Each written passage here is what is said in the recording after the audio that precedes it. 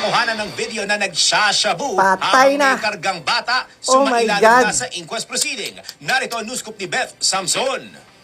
Kulong ng isang lalaki nang makuha na ng video habang gumagamit ng ipinagbabawal Oh na my droga God. at may kargang bata Oh sa my Navotas City. God. Sa report kay Police Captain Marbel! Gregorio Pueto, Deputy Chief ng Drug Enforcement Unit ng Navotas PNP, ang pagkaka-arest sa suspect ay nag-ugat base sa video ipinadala ng kaanak ng naarestong nakilala sa alias Ben na sa hustong gulang. Tumangging magpakilala ang babaeng nag-aalala sa kanyang kaligtasan, subalit pilit na isinimite ito nang nakuha na niyang video habang gumagamit ng shabu ang suspect at karga-karga ang isang bata. Namun pa di umano nang naarestong suspect ang babae, napapatayin at nagbantang lalaban sa mga pulis.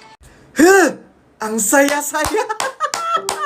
Ang saya-saya sa Pilipinas! Droga dito, droga doon, habang bit ang ano. Oh, Marbel! Ha? Pero sabi nga ni Marbel, no, sabi niya, yung mga gumagamit ng droga, hindi naman adik. Sige pa! Het pa! Proud kayo dyan? Sige!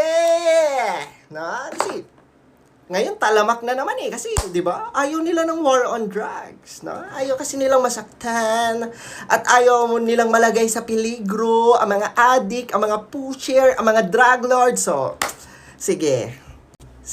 Let's remain this way. Actually, itawan na lang natin mga lods, no? Kasi sa totoo lang, nakakapikon, nakakabuisit ang nangyayari ngayon. Pero wala tayong magagawa pati pulis! Sila na mismo ang nagsabi, mga gumagamit ng droga, actually hindi naman sila addict.